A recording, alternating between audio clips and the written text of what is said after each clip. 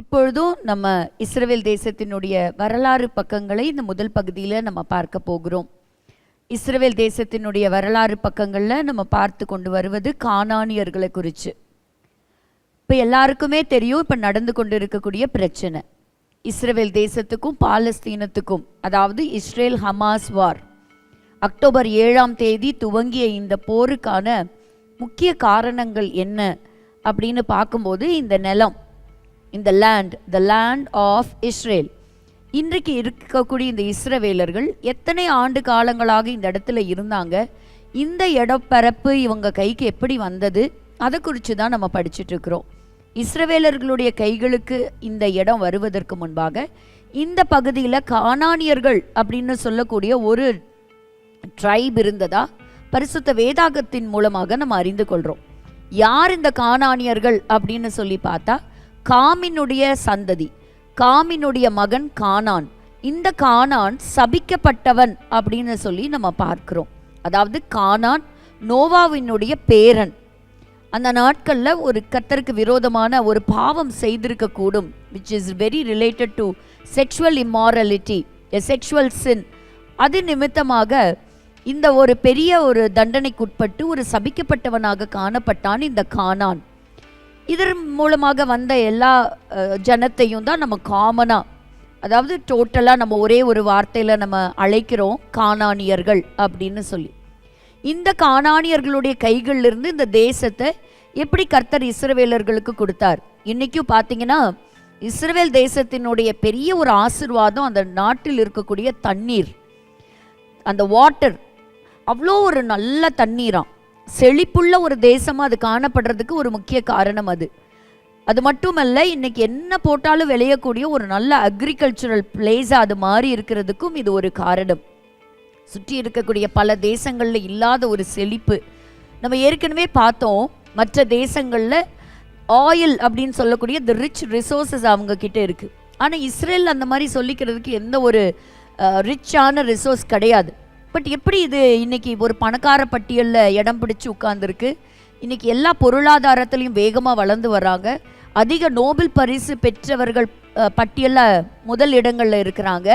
அநேக கண்டுபிடிப்புகளுக்கு சொந்தக்காரர்கள், இப்படி பல அவங்களுடைய பெயரில் நம்ம அடுக்கிட்டே போகலாம். இந்த ஆசீர்வாதங்களுக்கு பின்னணி என்ன, இப்போ நடக்கக்கூடிய இந்த யுத்தத்துக்கும் வரும் நம்ம நெருங்கி கொண்டு இருக்கிற இந்த உலகத்தின் முடிவுக்கும் சம்பந்தம் இருக்கிறதா, அதை தான் நம்ம பார்த்துட்ருக்குறோம். சரி, தொடர்ந்து இந்த கானானியர்களை பற்றி போன வாரம் ஒரு சில காரியங்கள் இவங்களை பற்றி பார்த்தோம் இல்லையா. இவங்க யாராக இருக்கக்கூடும், இந்த இடத்திற்கு வந்தவர்கள் யார் அப்படின்னு சொல்லி.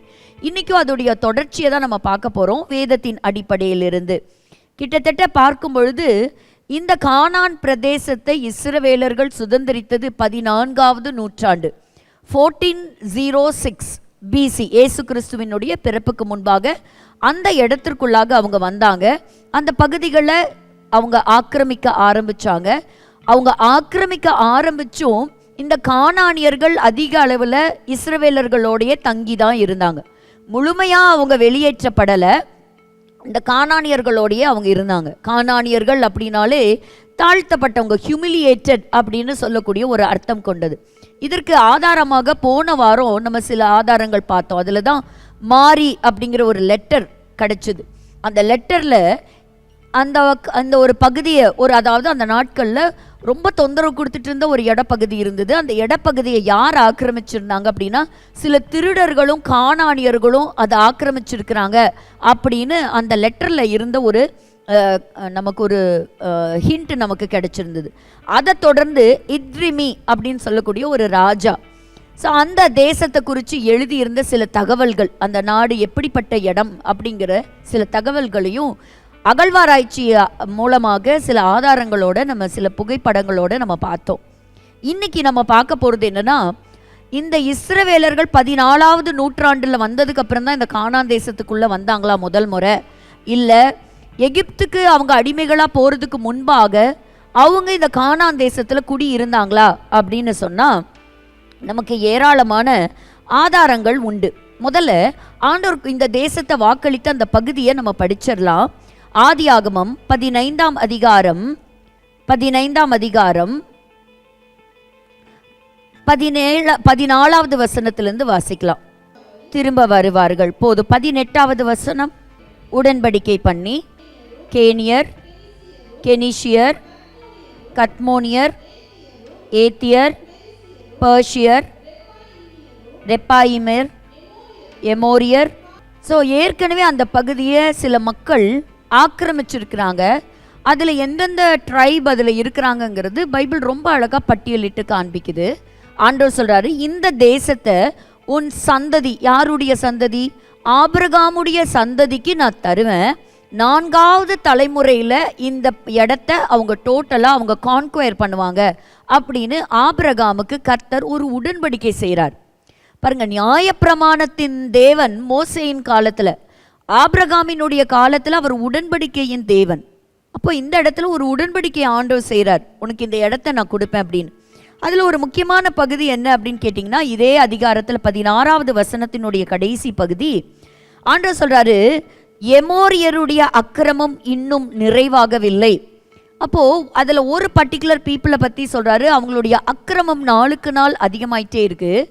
ஒரு ஜட்ஜ்மெண்ட்டை ரிசீவ் பண்ணக்கூடிய கர்த்தருடைய கோபாக்கினையே அவங்க எற்ற அளவுக்கு அந்த அக்கிரமம் தொடும்போது கர்த்தர் அந்த ஜாதியை விட்டு வெளியே கொண்டு வந்து அந்த தேசத்தை கர்த்தர் கொடுப்பேன்னு சொல்கிறார். சரி, ஒரு சில ஆதாரங்களை நம்ம பார்க்கலாம். இப்போ யோசேப்புடைய காலத்துக்கு நம்ம போக போகிறோம். யாக்கோபுடைய மகன், அதாவது அந்த 12 மகன்களில் ஒரு மகன், அதாவது இவர் தான் யோசேப்பு. ஸோ எகிப்துக்கு அவர் விற்கப்படுகிறார். சொந்த சகோதரனாரில் அவர் ஒரு அடிமையாக அந்த இடத்துக்குள்ளே விற்கப்படுகிறார். அவரை விற்று போட்டுடுறாங்க. அதுக்குள்ளே போனதுக்கப்புறம் நாட்கள் வருது.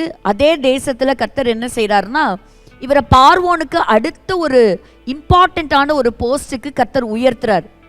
ஸோ அடிமையாக போன யோசேப்பு இப்போ அந்த நாட்டையே ஆளக்கூடிய ஒரு முக்கிய பொறுப்பில், ஒரு மரியாதைக்குரிய ஒரு பொறுப்பில் இப்போ யோசேப்பு உயர்த்தப்பட்டுட்டார். அப்போ என்ன நடக்குதுன்னு பார்க்கலாம். இந்த இடத்துல அந்த நாட்களில் ஒரு பெரிய பஞ்சம் வருது. பஞ்சம் வரும்போது எல்லா இடத்துலையும் ஜனங்கள் வந்து ஆகாரத்துக்கு அலமோதுறாங்க. எங்கே சாப்பாடு கிடைக்கும், எந்த ஊருக்கு நம்ம போகலாம். பணம் வச்சுருக்கிறாங்க, ஆடு மாடு வச்சுருக்கிறாங்க, ஆனால் சாப்பிட்றதுக்கு ஆகாரம் இல்லை. கொடிய பஞ்சம். அந்த சமயத்தில் ஆதியாகமம் 47ஆம் அதிகாரம் 15வது வசனத்தை வாசிக்கலாம். செலவழிந்த போது, அப்போ பாருங்க, இந்த முதல் வார்த்தையை சொல்லுது. அப்போ யோசேப்பை தேடி எகிப்து மக்கள் மட்டும் கிடையாது, பக்கத்தில் இருக்கக்கூடிய கானானியர்கள் வந்திருக்கிறாங்க. ஸோ கானான் தேசத்தில் உள்ள பணமும் செலவழிஞ்சப்போ இப்போ பாருங்க, இந்த இடத்துல யோசேப்பை சந்திக்கிறாங்க. எங்ககிட்ட பணம் இல்லை, ஆனால் எங்களுக்கு ஆகாரம் வேணும் அப்படின்னு சொல்லி அவங்க சமூகத்தில் வந்து கேட்குறாங்க. ஆடு மாடுகளை எல்லாம் கொண்டு வந்து விற்கிறாங்க, அதாவது யோசேப்புடைய கஸ்டடியில் கொண்டு வந்து கொடுக்குறாங்க. ஸோ இதுலேருந்து நம்ம என்ன புரிஞ்சுக்கிறோம், கற்றுக்கொள்கிறோம் அப்படின்னா, இந்த பஞ்சம் வந்த சமயத்தில் இந்த கானான் எல்லை முழுவதுமாக ஒருவேளை ரொம்ப குயிக்காக அதிவேகத்தில் எகிப்தியர்களுடைய கண்ட்ரோலுக்கு அது வந்திருக்கக்கூடும். ஏன்னா இந்த பகுதி முழுவதும் 15வது வசனத்திலிருந்து பார்த்தீங்கன்னா, உங்ககிட்ட பணம் இல்லைன்னா உங்கள் கையில் இருக்கக்கூடிய ஆடு மாடுகளை எல்லாம் கொடுங்க அப்படின்னாங்க. கொடுத்தவங்க எகிப்தியர்கள் மட்டும் கிடையாதுங்க, கானானியர்களும் கொண்டு வந்து கொடுத்துருக்குறாங்க. அதற்கப்புறம் அதுவும் முடிஞ்சதுக்கப்புறம் அவங்க திரும்ப யோசேப்பை வந்து சந்திக்கும் போது, ஏன்னா அந்த வருஷம் முடிந்த பின்பு மறு வருஷத்திலே அவர்கள் அவனிடத்தில், அவர்கள்னு சொல்லும்போது இதில் கானானியர்களும் உள்ளடங்கி தான் இருக்கிறாங்க. இப்போ வந்து சொல்கிறாங்க, எங்ககிட்ட நிலம் தான் இருக்குது, நிலத்தை நாங்கள் கொடுக்குறோம் அப்படின்னு சொல்கிறாங்க. ஸோ இதை பார்க்கும் பொழுது இந்த கானான் தேசத்திலிருந்து வந்தவர்களில் யோசேப்புடைய சகோதரர்களும் வந்தாங்க. அதே சமயத்தில் இந்த கானான் யோசேப்புடைய கஸ்டடிக்கு அவர் ஆட்சி செய்த காலத்திலையும் வந்திருக்கு. அடுத்தது பார்த்தீங்கன்னா, யோசேப்பினுடைய தகப்பனார் யாக்கோபு, அவர் எகிப்து தேசத்தில் தான் மரித்து போனார். ஆனால் அவருடைய அடக்கம் எங்கே நடந்தது அப்படின்னு சொன்னால் இந்த கானானில் நடந்தது. அவருடைய burial it took place in Canaan. அப்போ அது எப்படி ஒரு பிரம்மாண்டமான ஒரு அடக்க ஆராதனையாக இருந்திருக்கும் போல இருக்கு. ஆதியாகமம் 50வது அதிகாரம் அந்த 11வது வசனம், அந்த ஆரம்ப வசனத்தை நம்ம பார்க்கலாம். கானானியர்கள் கண்டு, ஸோ அடக்கம் பண்ணப்பட்டது எங்கெங்க? கானான் தேசத்தில் தான். இன்னும் இவங்க எகிப்து தேசத்தில் முழுமையாக அடிமைகள் ஆகலை இஸ்ரவேலர்கள். ஒரு குறிப்பிட்ட காலத்திலேயே யாக்கோபு முதல்ல மரித்து போகிறார், அவருடைய அடக்கம் நடக்குது. அந்த சமயத்தில் யோசேப்பு தான் அந்த நாட்டை ஆட்சி செஞ்சிட்ருக்கிறார், எகிப்தை. அந்த சமயத்தில் அந்த தேசத்தின் மக்கள் கானானியர்களை கண்டு அப்போ அவ்வளோ பெரிய ஒரு கிராண்ட் செரிமனியாக இருந்திருக்கும் போல. அதை பார்த்து கானானியர்கள் வியப்படைகிறாங்க, ஆச்சரியப்படுறாங்க. அதை பார்த்து இது ஒரு பெரிய துக்கம் கொண்டாடுதல் அப்படின்னு சொல்லி கண்டு கொண்டாங்களாம். அதுலேருந்து இப்படி பார்க்கும் பொழுது 13வது வசனம் வாசிக்கலாம். அவனை கானான் தேசத்திற்கு கொண்டு போய், அப்போ பாருங்களேன், அப்போ ஆரம்ப காலத்தில் ஆபிரகாம், ஈசாக்கு, யாக்கோபு 3 பேர்த்துடைய கல்லறையும் எங்கே இருக்குது அப்படின்னா கானான் தேசம். எது கானான் தேசம்? இஸ்ரவேல், இன்னைக்கு இருக்கக்கூடிய மாடர்ன் இஸ்ரேல். பட் இருந்தாலும் இந்த ஒரு சில பகுதிகள்லாம் இஸ்ரேலுடைய முழு கட்டுப்பாட்டுக்குள்ளே வரல. சிலது வெஸ்ட் பேங்க்ல இருக்குது, சிலது காசா பகுதிகளுக்குள்ளே இருக்குது. இந்த பாலஸ்தீனத்துக்கு சொந்தமான பகுதிகளில் இருக்குது. இது எங்களுடைய இடம்னு சொல்கிறாங்க இல்லையா? ஆனால் வசனம் ரொம்ப கிளியராக சொல்லியிருக்கு, அவர்கள் பல 14வது நூற்றாண்டுக்கு முன்பாகவே அந்த இடத்திற்குள்ளாக இவங்க அடக்கம் செய்யப்பட்டிருக்கிறாங்க அப்படிங்கிறத நம்ம பார்க்குறோம். உதாரணமாக யோசேப்பை இந்த எகிப்துக்கு கொண்டு வரும்பொழுது அவர் என்ன சொல்றாருன்னு பாருங்களேன். ஆதியாகமம் 40ஆம் அதிகாரம் 15வது வசனம். ஆதியாகமம் 40:15.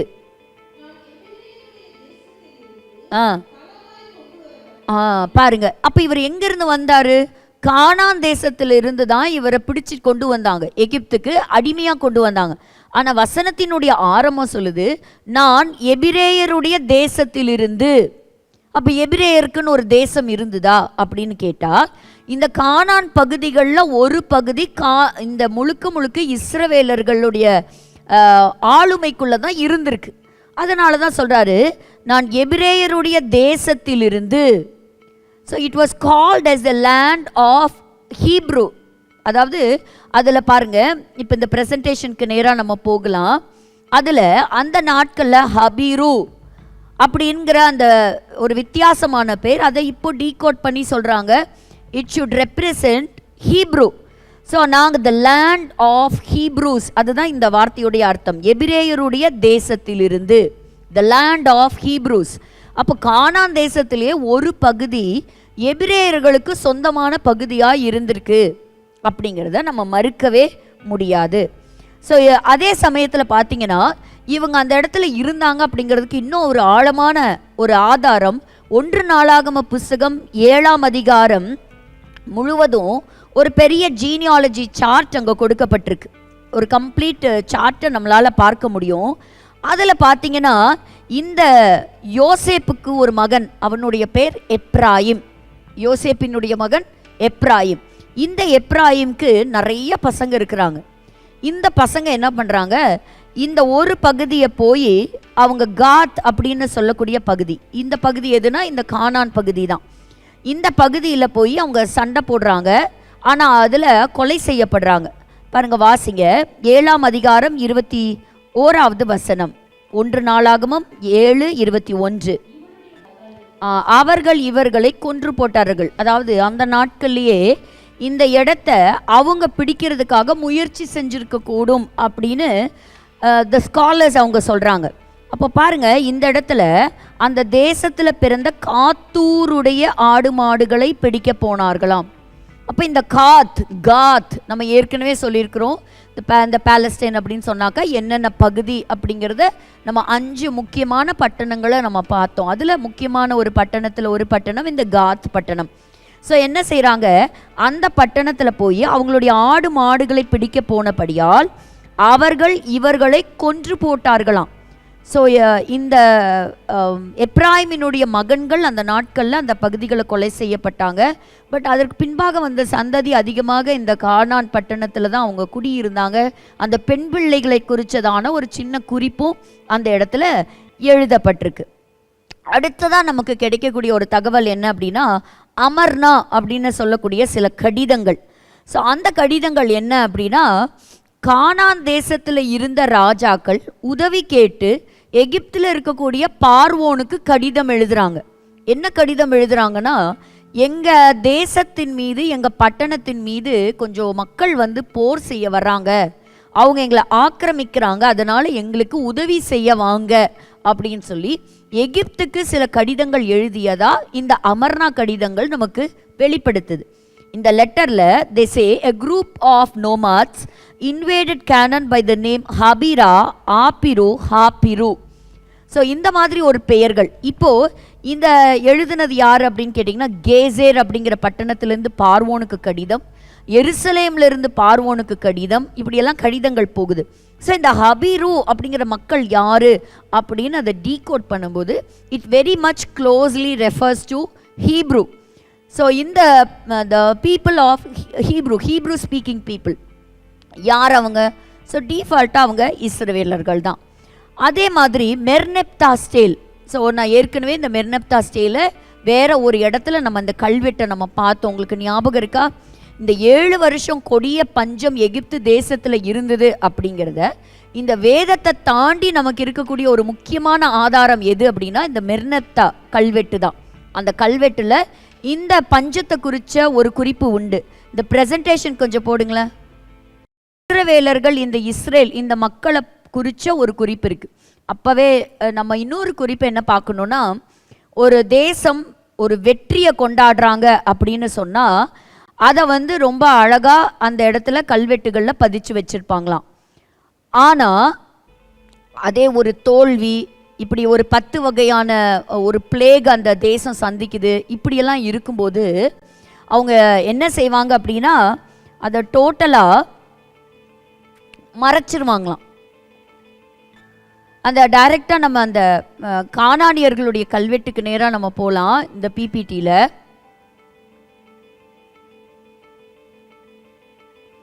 ஸோ பாருங்கள், இதுதான் அமர்னா லெட்டர் ஃப்ராக்மெண்ட். ஸோ இந்த கடிதங்கள் கானானியர்கள் கிட்டேருந்து இல்லை அந்த அதுக்கு சம்மந்தப்பட்ட பட்டணத்திலிருந்து வந்தது. இது பார்த்தீங்கன்னா த ஸ்கராப் அப்படின்னா பண்டைய எகிப்தியர்கள். இதில் ஒரு அச்சு கிடச்சிருக்கு. இந்த அச்சில் என்ன எழுதியிருக்குன்னா யாக்கூப் ஹார் அப்படின்னு எழுதியிருக்கு. யாக்கூப் அதை நம்ம டெசிஃபர் பண்ணோம்னா இட் ரெப்ரசன்ட்ஸ் ஜேக்கப், யாக்கோபு, ஈசாக்கினுடைய மகன் யாக்கோபு, ஆபிரகாமினுடைய பேரன் யாக்கோபு. ஹார் அப்படின்னா மலைப்பகுதி, த ஹில். ஸோ அதை குறிக்கக்கூடியது ஒன்று தான். அவர் அதிகமான இடம் மலைப்பகுதியில் இருந்தார் அப்படிங்கிறதுக்கு ஆதியாகமம் 31, 25, 54 அப்படிப்பட்ட பகுதிகள் யாக்கோபுக்கு உடைய பகுதிகளை குறித்து சாட்சியாக வசனத்தை நம்ம படிக்க முடியும். அடுத்தது பார்த்தீங்கன்னா இந்த ஸ்டாச்சு, இதுதான் அந்த ஓடி போய் ராஜாவானார் இல்லையா, அன்னைக்கு இருக்கக்கூடிய டர்க்கி பகுதி. ஸோ மெர்னெப்தா ஸ்டேல் பற்றி நீங்கள் பார்த்துருப்பீங்க. ஒரு முக்கியமான ஒரு கல்வெட்டு இதுதான் மெர்னெப்தா ஸ்டேல். ஸோ நம்ம இந்த கல்வெட்டு இந்த 7 வருஷ பஞ்சத்தை குறிக்கக்கூடிய ஒரு கல்வெட்டு, வேதத்தை தாண்டி நமக்கு ஒரு முக்கியமான ஒரு எவிடன்ஸ். நிறைய மலைப்பகுதிகளில் அங்கே என்ன செய்வாங்கன்னா அந்த கற்களில் நிறைய எழுதியிருக்கான். அது எல்லாமே அந்த நாட்களுக்கு சம்பந்தப்பட்ட சில சம்பவங்களை எக்ஸாக்டாக மேட்ச் ஆகுது அப்படிங்கிறத வல்லுநர்கள் சொல்கிறாங்க. ஸோ இது அங்கே இருக்கக்கூடிய ஒரு ஆல்டர், இந்த கானானியர்களுடைய ரிலீஜியஸ் அதை சம்பந்தப்பட்ட சில ஆல்டர் அதுவும் இன்னைக்கு உண்டு. அது மட்டும் இல்லை, இப்போ ரீசன்ட் ஸ்டடியில் ரீசன்ட் ஆர்கியாலஜிக்கல் சர்வேல அவங்க வைத்திருந்த அந்த டெம்பிள் கடியிலேருந்து ஏராளமான எலும்பு கூடுகளை எல்லாம் எடுத்திருக்கிறாங்க. அதை பற்றி தான் நம்ம இப்போ கொஞ்சம் வேகமாக நம்ம பார்க்க போகிறோம். ஸோ இதில் நம்ம பார்க்குறது என்ன அப்படின்னா, இந்த கானானியர்கள் அப்படின்னு இருந்தாங்கங்கிறதுக்கு இது எல்லாமே சாட்சி. So why should I trust Bible and how can I trust Bible அப்படின்னு சொல்லும்போது, 1 the internal evidence and 2 the external evidence in the form of archaeological study. So இந்த அகழ்வாராய்ச்சியிலிருந்து கண்டெடுக்கக்கூடியது இந்த வேதத்திற்கு ஒரு சாட்சியாக நிற்குது. அப்போ பாருங்கள், அடுத்தது நம்ம பார்க்குறோம். ஸோ இஸ்ரவேலர்கள் இந்த கானான் தேசத்துக்குள்ளே போன அந்த பகுதியை நம்ம பார்க்க போகிறோம். இப்போது இந்த இடத்துல நம்ம பார்க்கும்போது நிறைய பேர் நம்ம நினைப்போம் இந்த அளவுக்கு ஒரு இப்போ எப்படி இந்த இஸ்ரேல் ஹமாஸ் இந்த யுத்தத்தை பற்றி நிறைய பேர் சொல்கிறாங்க, இட் இஸ் லைக் ஹாலோகாஸ்ட். எப்படி ஹிட்லர் ஒரு காலத்தில் மில்லியன்ஸ் ஆஃப் ஜூஸை கொலை செய்தாரோ, இப்போ அதே தான் இஸ்ரவேலர்கள் ஹமாஸ்க்கு அந்த பகுதியில் இருக்கக்கூடிய பாலஸ்தீன அப்பாவை குடும்பங்களையும் குழந்தைங்களையும் கொலை செய்கிறாங்க. This is a genocide, it should be stopped அப்படின்னு நம்ம சொல்றாங்க இல்லையா? அப்போ இந்த மாதிரி தான் அந்த நாட்கள்ல நடந்ததா? அப்போ அங்கிருந்த மக்கள் எல்லாம் இந்த அளவுக்கு வெளியே துரத்தப்பட்டாங்களா அப்படின்னு நம்ம கேட்டா, இப்ப நம்ம ஒரு வசனம் வாசிக்க போறோம். யாத்ராகமம் 23ஆம் அதிகாரம். யாத்ராகமம் 23 வாசிக்கலாம். 23 வாசிக்கலாம். உனக்கு முன் சென்று, இதுதான் கவனமா படிக்கணும் இந்த பகுதியை. அப்ப கர்த்தர் சொல்றாரு, என் தூதனானவர் யாருக்கு முன்பாக? இஸ்ரவேலர்களுக்கு முன்பாக அவர் செல்வார்.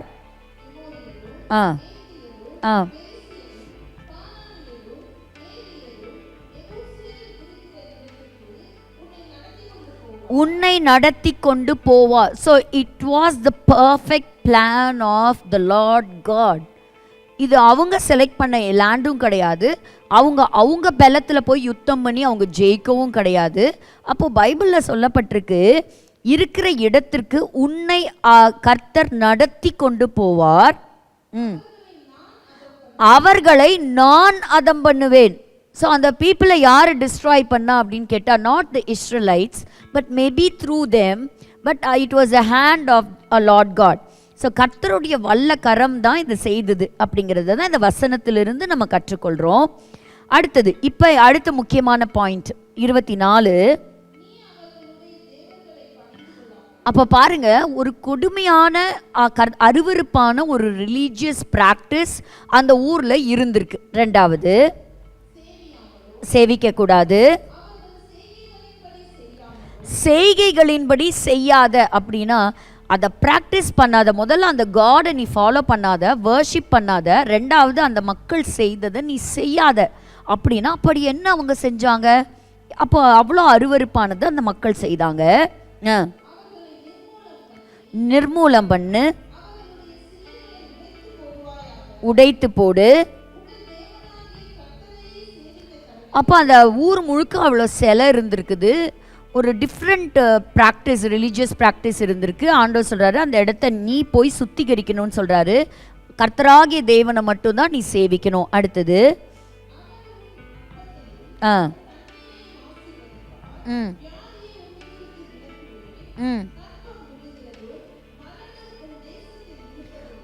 அப்படியா ஆண்டவர் சொல்லிட்டு வராரு. 28வது வசனம் வாசிக்கலாம். முன்னின்று ஏவியர், கானானியர், ஏத்தியர் துரத்திவிட உனக்கு முன்னே, இஸ்ரவேலர்கள் போறதுக்கு முன்பாகவே ஆண்டவர் சொல்றாரு, நான் அந்த இடத்துக்குள்ள நான் என்ன செய்வேன், நான் குளவிகளையே நான் அனுப்புவேன் அப்படின்னு சொல்றாரு. ஸோ அந்த அளவுக்கு ஆண்டவருடைய இடத்திலிருந்து, பார்வையிலிருந்து ஒரு மிகப்பெரிய ஒரு ஜட்ஜ்மெண்ட், ஒரு நியாய தீர்ப்பு இறங்கி வந்திருக்கு அப்படிங்கிறது தான் நம்ம இந்த இடத்துல இருந்து பார்க்க முடியும். இப்போ இவங்க என்ன செய்தாங்க அப்படிங்கிறத பார்த்தீங்கன்னா, ஒரு பட்டியலே கொடுத்துருக்குறாங்கங்க, ஒரு லிஸ்டே இருக்குது பைபிளில். அது எங்கே பார்க்க முடியும்னா, லேவியராகமம் 18வது அதிகாரத்தில் ஆண்டவர் அந்த இடத்துல ரொம்ப அழகாகவே எழுதி வைத்திருக்கிறாங்க. அந்த முழு அதிகாரத்தை நம்ம வாசிக்க முடியும். அதில் ஒரு வசனத்தை மட்டும் நம்ம வாசிக்கிறோம். கர்த்தர் அந்த 18வது அதிகாரத்தில் கொடுக்குற சம்பவங்கள் எல்லாமே என்ன அப்படின்னா, கர்த்தர் அருவருக்கக்கூடிய பாலியல் குற்றங்களை இந்த இடத்துல பதிவு செய்து வைத்திருக்கிறார். அதில் இவங்களுடைய செக்ஷுவல் ஆக்ட் எப்படி இருந்துச்சா, ஒன்று between the men of the same, அந்த குடும்பத்துக்குள்ளே அவங்க செய்து கொண்ட சில இந்த ஒரு செக்ஷுவல் சின்ஃபுல் ஆக்ட். நம்பர் 2, அன்னைக்கு இருக்கக்கூடிய அந்த உறவு முறைகளில் ஒரு அருவருப்பான ஒரு உறவு முறைகளை கொண்டாங்க. அடல்ட்ரி, ப்ராஸ்டிடியூஷன், அதுவும் த டெம்பிள் ப்ராஸ்டிடியூஷன். அப்புறம் சிறு பிள்ளைகளை கொண்டு போய் பலி செலுத்துறது, the child sacrifice, the homosexuality. அடுத்தது பெஸ்டியாலிட்டி. இப்போ இது எல்லாமே ஒரு அருவருக்கக்கூடிய இந்த பாவங்களை இந்த மக்கள் செய்தாங்க அப்படிங்கிறத இந்த 18வது அதிகாரம் முழுசும் நம்மளால் வாசிக்க முடியும். அதை கர்த்தர் கம்பேர் பண்ணி கோடிட்டு காட்டுறார். அந்த வசனத்தை மட்டும் படிப்போம். லேவியராகமம் 18:24வது வசனம். இவைகளில் ஒன்றினாலும் உங்களை தீட்டுப்படுத்தாதிருங்கள், நான் உங்கள் முன்னின்று துரத்தி விடுகிற ஜாதிகள் இவைகள் எல்லாவற்றினாலும் தங்களை தீட்டுப்படுத்தி இருக்கிறார்கள். பாருங்க, ஆண்டவர் சொல்றாரு, அந்த நீ போக போற கானான் தேசம் கர்த்தர் அருவருக்கிற ஒரு இம்மாரல் லைஃப், அதே மாதிரி அகெயின்ஸ்ட் காட், ஒரு ஐடல் வர்ஷிப், எதெல்லாம் சின்ஃபுல் ஆக்டோ அது அத்தனையும் அந்த ஜனங்க செய்தாங்க, அதை தீட்டுப்படுத்தினாங்க. அடுத்த வசனம் சொல்லுகிறது, தேசமே தீட்டுப்பட்டு தான் இருக்குன்ட்டார்.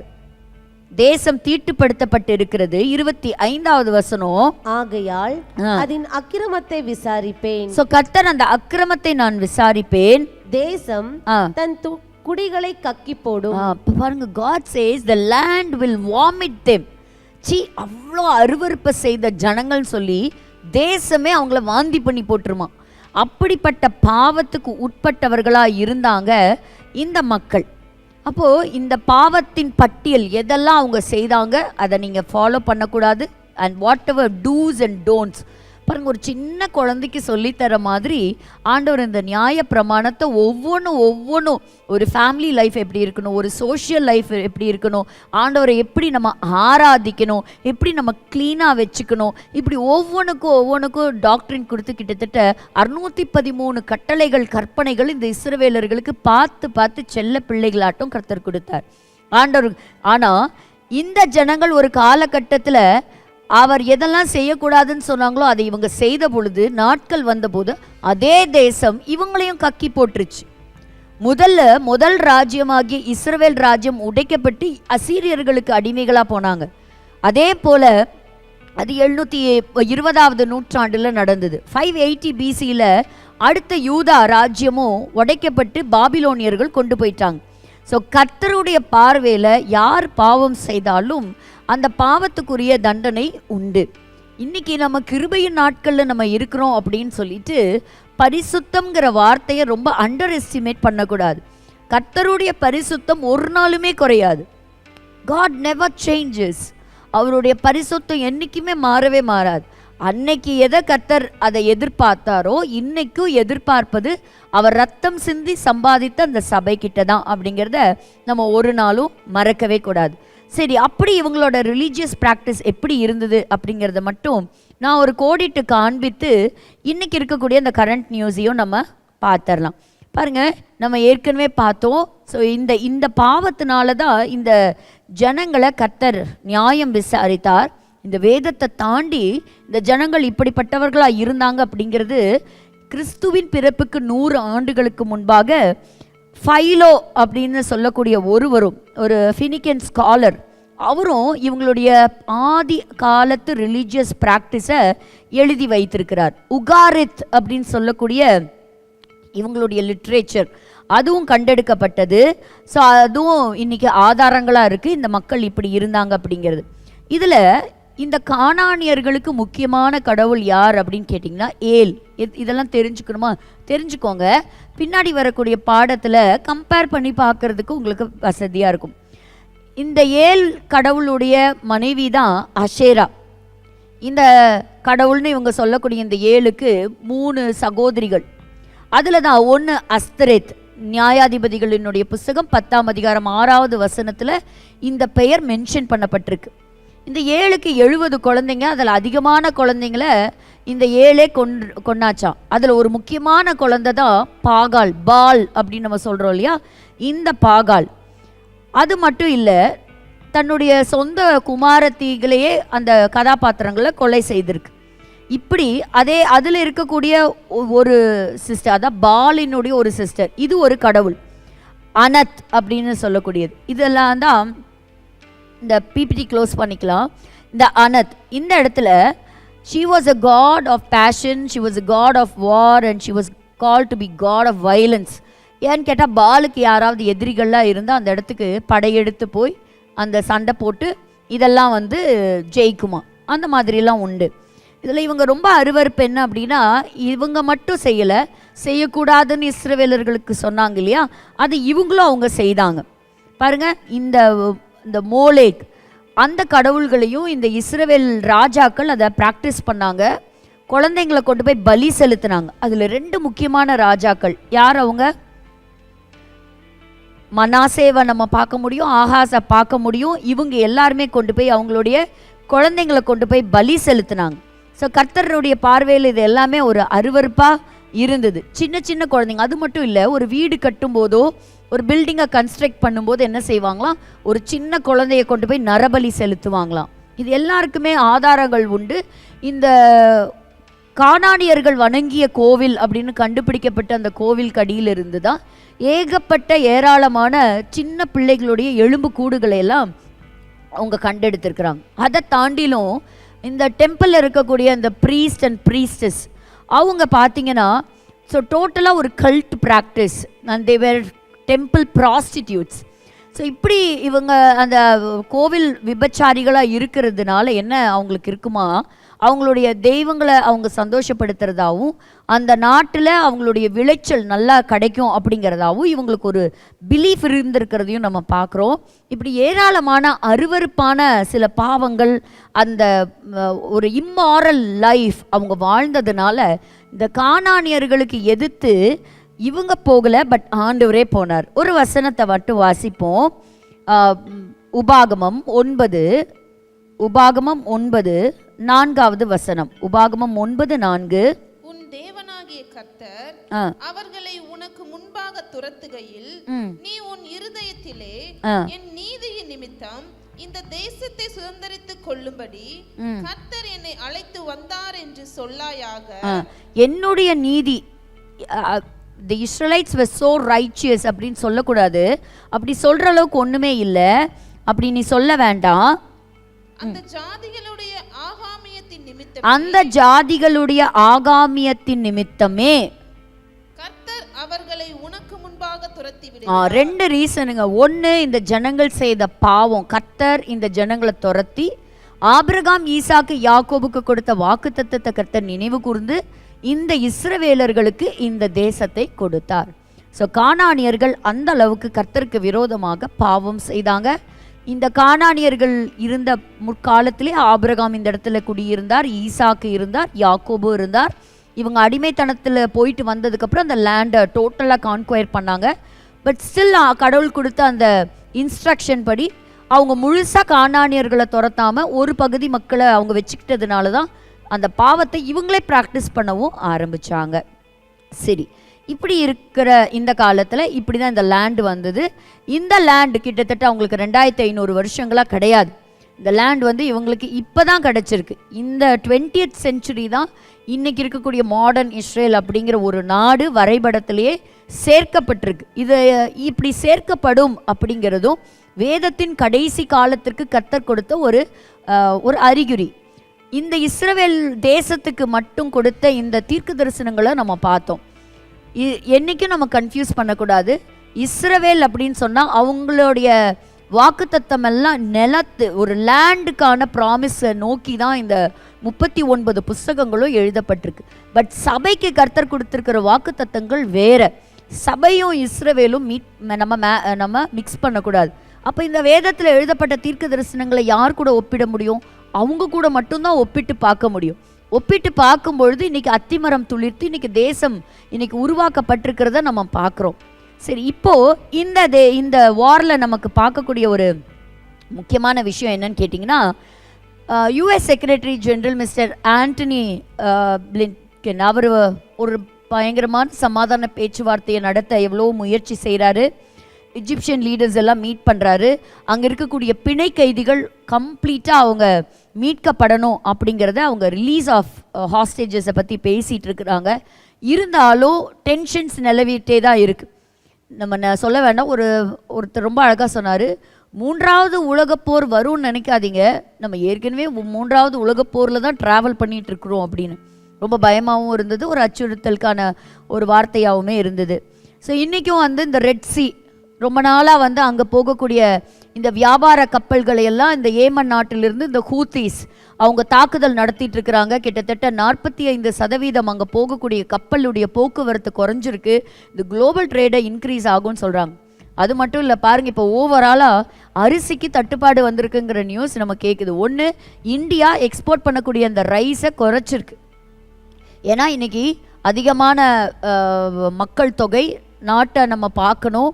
அதனால் கொஞ்சம் எக்ஸ்போர்ட்டையும் குறைச்சிருக்கிறாங்க. பல இடங்களில் வந்து அதிகமான அளவுக்கு இந்த அரிசியுடைய விலை ஏறி இருக்கு. 7 to 8% இன்க்ரீஸ் ஆகிருக்கு. ஒரு சில இடங்களில் இயர்லி 20% இன்க்ரீஸ் ஆகிருக்கு. ஒரு சில அரிசிகள் மற்ற தேசத்துக்கு போகிற எக்ஸ்போர்ட் கம்ப்ளீட்டாக ஸ்டாப் ஆகிருக்கான். வர்ற நாட்களில் ஒரு பெரிய பஞ்சம் இருக்கும் அப்படின்னு சொல்கிறாங்க. ஆனால் இந்த ஹூத்திஸ் என்ன பண்ணுறாங்க அப்படின்னா, இந்த ரெட்சியில் இருக்கக்கூடிய இந்த வெசல்ஸை டார்கெட் பண்ணி அவங்க தாக்குதல் நடத்திட்டு இருக்கிறாங்க. இதில் அவங்க செஞ்ச ஒரு மிகப்பெரிய ஒரு தாக்குதல் தான் யூஎஸ்க்கு சொந்தமானதை அவங்க ட்ரோன் வழியாக அட்டாக் பண்ணதில் அதில் ஒரு மிகப்பெரிய சேதத்தை உண்டாக்கியிருக்கிறாங்க. இதெல்லாம் நாங்கள் என்ன கேட்டு என்ன செய்ய போகிறோங்கிறீங்களா? பாருங்கள், ஜோர்டான் பகுதிகளில் இருந்ததான் அந்த யூஎஸ் சோல்ஜர்ஸ் அங்கே கொலை செய்யப்பட்டிருக்கிறாங்க. ஸோ ட்ரோன் வழியாக தாக்குதல் நடத்தி இருக்கிறாங்க. இப்போ இதுக்கு பதில் தாக்குதல் யூஎஸ் நடத்துது. ஸோ இதோடைய யுத்தத்தினுடைய டென்ஷன் குறையுமான்னு பார்த்தா இல்லை. இப்போ நிறையா நாடுகள் வந்து யுத்தத்துக்கு ரெடி ஆகுறாங்க அப்படின்னு தான் வந்து அவங்க சொல்கிறாங்க. ரஷ்யா, சைனா என்ன சொல்லுது, இப்போ யூஎஸோடைய தலையீடு தான் இப்போ இது இன்னும் மிடில் ஈஸ்டில் பிரச்சனையை பெருசு பண்ணுமோ அப்படிங்கிற அந்த டென்ஷனை உருவாக்குமோ அப்படிங்கிறது. ஏன் இந்த டென்ஷன் அப்படின்னு சொன்னால், ஈரான் தயாரிக்கக்கூடிய இந்த ட்ரோனை பற்றி நீங்கள் தெரிஞ்சுக்கணும். ஈரான் ஒரு ட்ரோன் தயாரிக்கிறாங்க. ஸோ இந்த ட்ரோனை பற்றி பார்க்கலாம். இந்த ப்ரெசன்டேஷனுக்கு போகலாம். இந்த ட்ரோனை தயாரிக்கிறது வந்து ரொம்ப விலை குறைச்சல் தான். It's very cheap. ஆனால் சீரியஸான டேமேஜஸை அது உண்டாக்கக்கூடிய ட்ரோன்ஸ். ஸோ இதுதான் இன்றைக்கி வந்து அதிக பவர்ஃபுல்லாக it is rising day by day. So இது வந்து ஒரு உலகத்துக்கு ஒரு மிகப்பெரிய ஒரு த்ரெட்டாக இருக்கலாம் அப்படின்னு எல்லாருமே ஒரு குவெஸ்டின் கொடுக்குறாங்க. அடுத்தது பார்த்திங்கன்னா, இந்த ட்ரோன் வழியாக தான் இப்போ சமீபத்தில் யோர்தான் பகுதியில் இருந்த அமெரிக்காவுக்கு சொந்தமான இந்த வெசல் அவங்க தாக்குதல் நடத்தி அந்த ட்ரோன் மூலியமாக தான் 3 சோல்ஜர்ஸ், அவங்க 3 இல்லை அதிகமான சோல்ஜர்ஸ் கொலை செய்யப்பட்டிருக்கிறாங்க அப்படிங்கிறத அவங்க சொல்கிறாங்க. இது ரொம்ப ஃபாஸ்ட்டாக போகும், ஈஸியாக டிடெக்ட் பண்ணிடலாம். ஆனால் நிறையா வந்துருச்சுன்னு வச்சுக்கோங்க, ஒரே நேரத்தில் நிறைய ட்ரோன் வந்துருச்சுன்னா அமெரிக்காவுடைய டிஃபென்ஸையே அதை தடுத்து, அந்த தடுப்பு சுவரை தடுத்து உள்ளே போக முடியுமா? அந்த அளவுக்கு இந்த ட்ரோன்ஸ். இப்போ கடைசி இந்த லாஸ்ட் மந்தில் இந்த நடந்த இந்த தாக்குதலுக்கு இந்த ட்ரோன் பயன்படுத்தி இருக்கிறாங்க. இது அமெரிக்கர்களுக்கே வந்து ஒரு மிகப்பெரிய ஆச்சரியமாக தான் இருக்குது. இது எங்கேருந்து வந்தது, எந்த மிலிட்ரி பேஸ்லேருந்து வந்தது, எப்படி இது பெனட்ரேட் பண்ணி ஊடுருவி வந்தது அப்படிங்கிறதெல்லாம் ஒரு பெரிய ஒரு கேள்வி. இதில் என்னென்னா, இந்த ட்ரோனுக்கான பேர் வந்து ஷாஹெத் ட்ரோன்ஸ். ஷாஹெத் ட்ரோன்ஸ். இதை முழுக்க இதை நம்பி இருக்கக்கூடிய நாடு எதுனா ரஷ்யா. ரஷ்யாவுக்கும் உக்ரைனுக்கும் சண்டை ஆரம்பித்த நாள்லேருந்து இந்த உக்ரைனுடைய வாருக்கு ட்ரோனை சப்ளை பண்ணுறது இந்த ஈரான் தான். இந்த ஷாஹெத் ட்ரோன்ஸை தான் அவங்க அனுப்பிட்டு இருக்கிறாங்க. ஈரான் கிட்ட ஒரு பெரிய ட்ரோன் ஃப்ளீட்டே வச்சுருக்கிறாங்க. அதில் சின்ன ஃப்ளைட்டில் இருந்து அதுக்கு, அதாவது லைட் வெயிட் வெப்பனை தூக்கிட்டு போக முடியும், ஆயுதங்களை தூக்கிட்டு போகுங்க, ஆயுதம் தூக்கிட்டு போகும். அதிலிருந்து பெரிய ஃப்ளையிங் மெஷின்ஸ் எல்லாம் வச்சுருக்குறாங்க. இப்போ பாருங்கள், அவங்க அடுத்த அனௌன்ஸ்மெண்ட் கொடுத்துருக்குறாங்க, நாங்கள் நியூக்ளியர் வெப்பனுடைய முடிக்கிற ஸ்டேஜுக்கு வந்துட்டோம் அப்படிங்கிறாங்க. இந்த தெஹரானுடைய மெயின் வெப்பனே இந்த ட்ரோன் தான். இப்போ அவங்க கையில் இருக்கக்கூடிய மிகப்பெரிய ஒரு வெப்பன் இந்த ஷாஹெத் 129. இதுக்கு பேர் என்ன அப்படின்னா AK-47 ஆஃப் தெஹரான் அப்படின்னு இதுக்கு பேரும் சொல்கிறாங்க. இது 150 கிலோமீட்டர் ரேஞ்ச் வரைக்கும் அது போக முடியும். நிறைய மிசைல், நிறைய ஏவுகணைகளை அதை தூக்கிட்டு போகும். அதாவது ஆகாயத்தில் மட்டும் அதால் 15 மணி நேரம் அதால் அப்படி தாக்கு பிடிச்சி அது இருக்க முடியும், வானத்திலே அது இருக்க முடியும். இதை அப்கிரேட் பண்ணி தான் அடுத்த ஒரு ட்ரோனை இப்போ விட்டுருக்காங்க. அதுதான் வந்து ஈரானோட ட்ரோன் ஷாஹெத் 136. தேசங்களுடைய பாதுகாப்புக்காக தினம் நீங்கள் ஜெபிக்கணும். ஏதோ ஒரு இடத்துல இருக்கோம், நம்ம 3 நேரம் நல்லா சாப்பிட்றோம், நம்ம தூங்குறோம், இல்லை. இப்படிப்பட்ட ஆபத்துகள், கண்ணுக்கு தெரியாத ஆபத்துகள் வந்துட்டு தான் இருக்குது. இந்த செய்திகளை நம்ம கேட்கும்போது நம்ம விழித்திருந்து நம்ம ஜெபிக்க வேண்டிய ஒரு அவசர நேரத்தில் நம்ம இருக்கிறோம். இந்த ட்ரோன் எல்லாம் பார்த்தீங்கன்னா 2000 கிலோமீட்டர் வரைக்கும் இதால் அந்த ரேஞ்ச் கவர் பண்ணி போக முடியும். 20லேருந்து 40 கிலோ வரைக்கும் எக்ஸ்ப்ளோசிவ்ஸை எடுத்துகிட்டு போகுமா. இதெல்லாம் வந்து ஆட்டோமேட்டிக் மெஷின்ஸ், எல்லாம் ஆர்டிஃபிஷியல் இன்டெலிஜென்ஸில் வந்ததுக்கப்புறம் வந்த எல்லா ட்ரோன்ஸ்.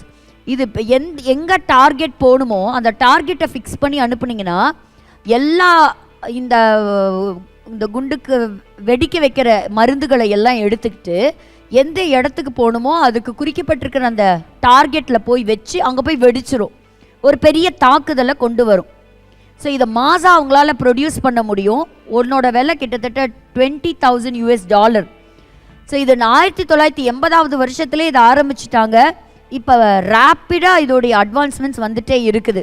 ஸோ இது எல்லாமே பார்த்தீங்கன்னா ஷாஹெத்தோடைய ஏவியேஷன் இண்டஸ்ட்ரீஸ் அவங்க தான் இதை ப்ரொடியூஸ் பண்ணுறாங்க. ஸோ இஸ்ரேல் அமெரிக்காவுடைய அந்த ட்ரோன் கான்செப்ட் எடுத்து ரிவர்ஸ் என்ஜினியரிங் பண்ணியிருக்கிறாங்க அப்படிங்கிறதும் ஒரு தகவல். இது எங்கேருந்து வந்திருக்கு அப்படின்னா இதோட ஸ்பேர் பார்ட்லாம் கிட்டத்தட்ட 70 நாடுகள் 13 நாடுகள்லேருந்து கிட்டத்தட்ட 70 மேனுஃபேக்சரர்ஸ் கிட்டேருந்து வருதான். ஒரு சின்ன தகவல் கிடைச்சது, ஒரு சின்ன தகவல் தான். ஆனால் இது எவ்வளோ பேர் இதில் இன்வால்வ்டுன்னு நமக்கு தெரியாது. அதில் 80% அமெரிக்கன் கம்பெனிஸோடதும் இருக்குங்கிறாங்க. அதனால வாஷிங்டன் ஒரு தீர்மானத்துக்கு வந்திருக்கிறாங்க, இந்த ஈரானுடைய ட்ரோன் தயாரிக்கிறதுக்கு நம்ம ஒரு முற்றுப்புள்ளி வைக்கணும் அப்படின்னு. இருந்தாலும் இந்த தாக்குதலுக்கு அவங்களால ஈடுகட்டி வர முடியலன்னும் சொல்லப்படுகிறது. வருகிற நாட்களில் உலக தேசங்களுக்கு இது ஒரு அச்சுறுத்தலான ஒரு ஆயுதமாக இருக்கும். இப்போ இந்த ஆயுதத்தை இந்த யுத்தத்தில் பயன்படுத்த ஆரம்பிச்சிருக்கிறாங்க. அதனால மிடில் ஈஸ்டில் ஒரு மிகப்பெரிய டென்ஷன். ஸோ இது எல்லாமே ஒரு பக்கம் வேதத்தில் இருந்து இருக்கும் பொழுது, இப்போ உலகத்திலேருந்து ஒரு சின்ன செய்தி கொடுத்து இந்த இஸ்ரேல் தேசத்தினுடைய வரலாறு பக்கங்களை நான் உங்களுக்கு முடிக்கிறேன். என்னன்னு கேட்டிங்கன்னா, ஒரு கிளாக் இருக்குது. இந்த கிளாக்கை பற்றி எத்தனை பேத்துக்கு தெரியும்னு தெரியல. இதுக்கு பேர் என்ன அப்படின்னு கேட்டிங்கன்னா டூம்ஸ் டே கிளாக் அப்படின்னு சொல்லுவாங்க. இப்போ மிட் நைட் அப்படின்னா என்ன, நடுராத்திரி 12 மணி, அதுதான் மிட் நைட். இந்த மிட் நைட் அப்படிங்கிறது ஒரு கிளாக்கில் பார்த்தீங்கன்னா நம்மளுடைய மினிட்ஸ் அண்ட் செகண்ட்ஸ் அதை சொல்லக்கூடிய 2 முள் இருக்கா. இந்த முள் இப்போ இந்த செகண்ட்ஸ் அந்த முள்ளை பார்க்குறோம். இது என்ன அப்படின்னா இது ஒரு சின்ன மெட்டாஃபார் தான். இது ஒரு சிம்பாலிக் ரெப்ரசன்டேஷன் தான். பைபிளுக்கும் இதுக்கும் சம்மந்தம் இல்லை. பட் பைபிளில் சொல்லப்பட்டிருக்கிற சில கடைசி நாட்களின் அடையாளங்கள். இயேசு கிறிஸ்து சில அடையாளங்களை மத்தேயு 24 லூக்காலையும் நம்ம வாசிக்கிறோம். கடைசி காலங்களில் இப்படிப்பட்ட யுத்தங்களின் செய்திகளை கேட்பீங்க. பஞ்சங்கள் இருக்கும், நிலநடுக்கங்கள் இருக்கும், ஆபத்து இருக்கும், இப்படிப்பட்ட கொடிய பேண்டமிக் இந்த நோய்களை நீங்கள் சந்திப்பீங்க. இப்படி எல்லாத்தையும் இயேசு கிறிஸ்து ரொம்ப அழகாக சொல்லியிருக்கார். இதை பைபிளை விட்டு வெளியே இருக்கக்கூடிய இந்த உலகம் இது எப்படி கருத்து கணிக்குதுன்னு பார்க்கலாம். இந்த கிளாக்கை எப்போ டிசைன் பண்ணாங்க அப்படின்னா 1947வது வருஷத்தில் தான் இதை டிசைன் பண்ணாங்க. ஸோ இந்த டிசைன் பண்ண இந்த கிளாக் டிசைன் பண்ணது யார் அப்படின்னா ரிசர்ச் சயின்டிஸ்ட், சிக்காகோவில் இருக்கக்கூடிய கொஞ்சம் சயின்டிஸ்ட் தான் இந்த கிளாக்கை இது பண்ணது. இது என்ன அப்படின்னா இன்னைக்கு இருக்கக்கூடிய மனுஷனுக்கு என்னெல்லாம் ஆபத்துகள் இருக்குது, அவன் இந்த உலகத்தினுடைய கடைசி, இந்த உலகம் ஒரு முடிவுக்கு வரும், ஒரு அழிஞ்சு போகும், ஒரு அழிவை நோக்கி தான் இந்த பூமி போய்கிட்டு இருக்கு. பட் இந்த அழிகிறதுக்கும் நம்ம இன்னைக்கு வாழ்ந்துட்டு இருக்கிறதுக்கும் இன்னும் எவ்வளோ நிமிஷம் இருக்குது எப்படிங்க. பைபிளும் சொல்லுது it will come to an end இல்லையா. the human cultivation which began with Adam and Eve will come to an end. அதே மாதிரி தான் இப்போ ஆராய்ச்சியாளர்கள் எதை பேஸ் பண்ணி சொல்கிறாங்க அப்படின்னா நியூக்ளியர் வெப்பன் தயாரிக்கிறத வச்சு இந்த உலகத்தில் நடக்கக்கூடிய கிளைமேட்டிக் சேஞ்ச், குளோபல் வார்மிங், இன்றைக்கி எல்லா பெரும் ஓஷன்ஸ் எல்லாம் நம்ம பார்க்குறோம், ஐஸ் கட்டிகள்லாம் உருகிட்டு வர்றதை நம்ம பார்க்குறோம்.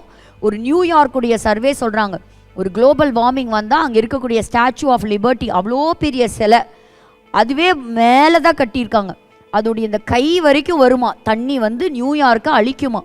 இதெல்லாம் சயின்டிஸ்டுடைய ப்ரெடிக்ஷன்ஸ். நான் இப்போ சயின்டிஸ்டுடைய இடத்துல இருந்து தான் பேசுகிறேன். ஸோ அவங்க ஒன்று nuclear weapon, number 2 the climatic change, number 3 the introduction of artificial intelligence. இன்னைக்கு மெஷின் மனுஷனை ரூல் பண்ணக்கூடிய இடத்துக்கு நம்ம வந்தாச்சு. ஸோ போன வாரமே நம்ம பார்த்தோம் எப்படி இந்த பிரெயினில் ஒரு சிப் வச்சுருக்காங்க. அப்படி எலான் மஸ்குடைய ஃபஸ்ட்டு ஹியூமன் ட்ரையல் வந்தாச்சு. கொஞ்ச நாளில் எல்லாருக்கும் இந்த சிப்பு வரணும் அப்படிங்கிற ஒரு அறிக்கை கொடுத்துட்டாங்க. அதே சமயத்தில் அவருடைய நிறுவனத்திலிருந்து ஸ்டார்லிங்க் மார்ஸில் போய் எப்படி குடியிருக்கலாம் அப்படிங்கிறதுக்கான அந்த ஆராய்ச்சியும் ஒரு பக்கம் போயிட்டுருக்கு. ஹியூமனாய்டு மனுஷன் மாதிரியே அவங்க செஞ்சு ஒரு ஹியூமனாய்டு இப்போ ஸ்பீட் இன்க்ரீஸ் பண்ணியிருக்கிறாங்க, அதையும் விட்டுட்டாங்க. அது எல்லாம் அது ஒரு பக்கம் டெஸ்டிங் நடந்துட்டுருக்கு.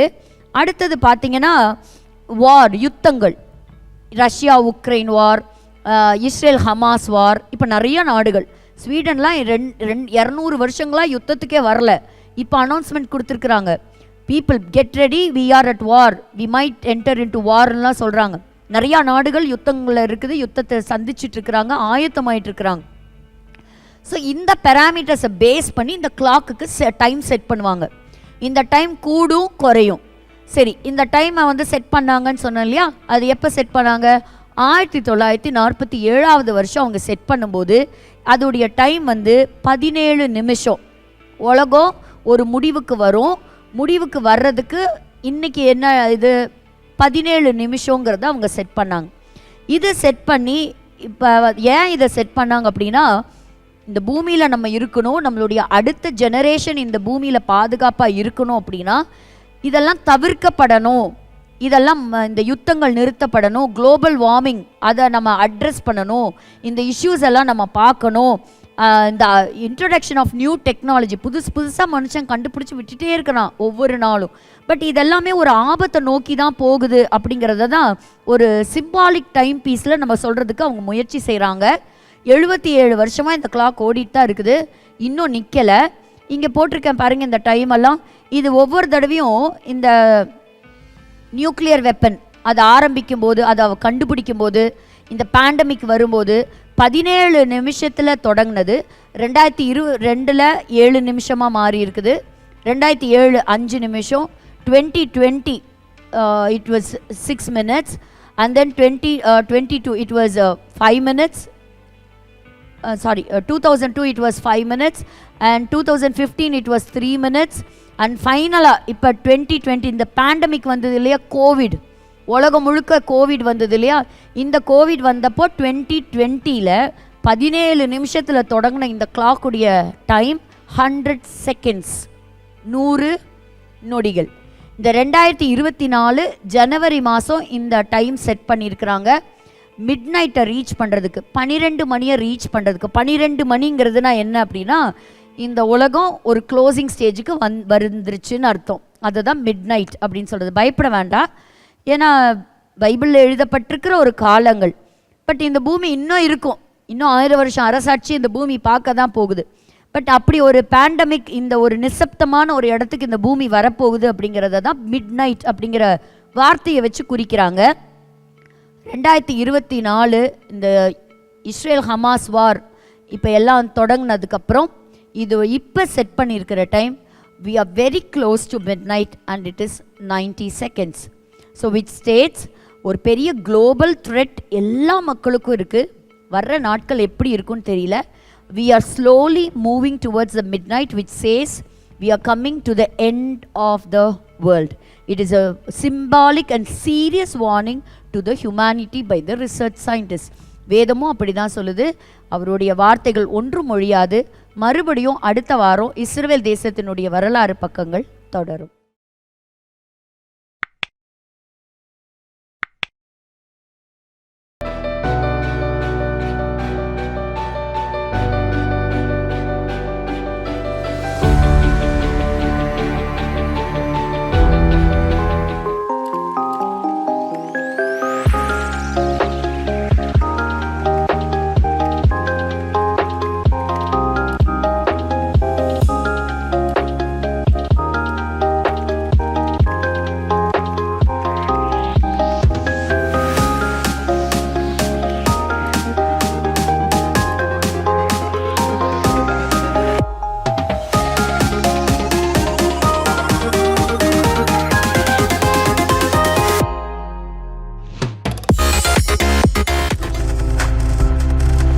நீங்கள் பார்த்து கொண்டிருப்பது உங்கள் ஜாய் டிவி. உங்கள் துக்கம் சந்தோஷமாய் மாறும்.